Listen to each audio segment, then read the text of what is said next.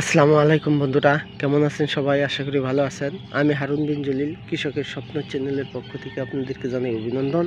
Hello বন্ধুরা, ভুট্টা চাষের আরও একটি নতুন ভিডিও নিয়ে আপনাদের মাঝে চলে এসেছি। আজ এই ভিডিওতে আমি আপনাদেরকে দেখাচ্ছি আমি আমার জমিতে অগ্রহায়ণ মাসে যে ভুট্টাটা রোপণ করেছি সেই ভুট্টার গাছের কিছু দৃশ্য। গতবার এই জমিতে আমি বিনা চাষে ভুট্টা রোপণ করেছিলাম, আর এবার ভুট্টা রোপণ করেছি আমি চাষ প্রয়োগ করে। আর শুরুর থেকে আমি এখন পর্যন্ত যেই পার্থক্যটা দেখতে পাচ্ছি বিনা চাষে ভুট্টা চাষের আর এখন চাষ করার পরে যে ভুট্টা চাষ, সেটা গতবার এই জমিতে আমি যেই বিনা চাষে ভুট্টা চাষ করেছিলাম তখন দেখা যায় যে ভুট্টা রোপণ করার পর ভুট্টার গাছগুলো যখন গজিয়েছিল, গাছগুলো ছিল হলুদ বর্ণ আকার আর গাছগুলো ছিল চিকন। এই চিকন এবং হলুদ বর্ণ হওয়ার কারণ হচ্ছে যে আমি তখন নিচে কোনো সার প্রয়োগ করতে পারছিলাম না, জমির নিচে মানে মাটির নিচে। তার কারণে দেখা যায় যে গাছের যে তেজ, গাছের যে শক্তি সেটা কম ছিল। আর এবছর আল্লাহর রহমতে আমি চাষ প্রয়োগ করার পর যেই ভুট্টাটা রোপণ করেছি সেটা আলহামদুলিল্লাহ বেশ ভালো একটা রেজাল্ট রয়েছে। যদিও আমার এই রোপণ থেকেই এই ভুট্টার বয়স হচ্ছে এখন 15 দিন। আমি যদি এই ভুট্টাটা কার্তিক মাসে রোপণ করতাম তাহলে এই আমার যে ভুট্টার রোপণ থেকে এখন পর্যন্ত 15 দিন বয়স, এই বয়সে ভুট্টার যেই মানে আকার থাকতো, ভুট্টার যে উচ্চতা থাকতো সেটা থাকতো মিনিমাম 9 থেকে 10 ইঞ্চি। আর এখন মাত্র ভুট্টাটা বের হয়েছে মাত্র 3টি করে পাতা।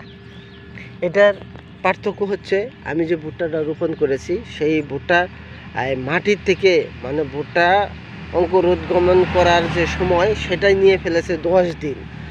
আর উপরের যেই উপরে বের হওয়ার পরে যে ভুট্টাটা বেড়েছে সেটা হলো 5 দিনে।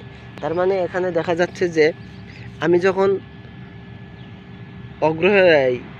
আমি যখন কার্তিক মাসে ভুট্টা রোপণ করেছিলাম তখন মাটির উপরে ভুট্টা উঠতে সময় লেগেছিল 5 দিন, আর এখন সময় লেগেছে 10 দিন। তার মানে ডাবল সময় আমার মাটির নিচেই অঙ্কুরোদ্গমন হয়ে ওঠার, ভুট্টা উপরে ওঠার সময়টা লেগে গেছে। তার কারণেই দেখা যায় যে এই ভুট্টাটা এতটুকু ডিফারেন্স। এখন যেহেতু আমার ভুট্টাটা পাতা হচ্ছে 3টি, আরও যদি আমি 5 দিন সময় বেশি থাকতো, আমার 5 দিন সময় বেশি পেতাম, তাহলে এই ভুট্টার পাতা দাঁড়াতো 6টি। এখন এটার কারণেই, এই সময়ের ব্যবধানের কারণেই দেখা যায় যে ভুট্টার এত ব্যবধান।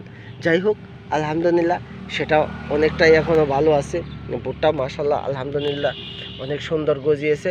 আর যেহেতু এবার আমি এই ভুট্টাটাও চাষ করেছি একটি বিকল্পভাবে লাইন করেছি, সেটা ইতিমধ্যে আপনাদেরকে দেখিয়েছি যে লাইন থেকে যে লাইনের দূরত্ব মানে একটা বড় গ্যাপের দূরত্ব সেটা হচ্ছে 24 ইঞ্চি।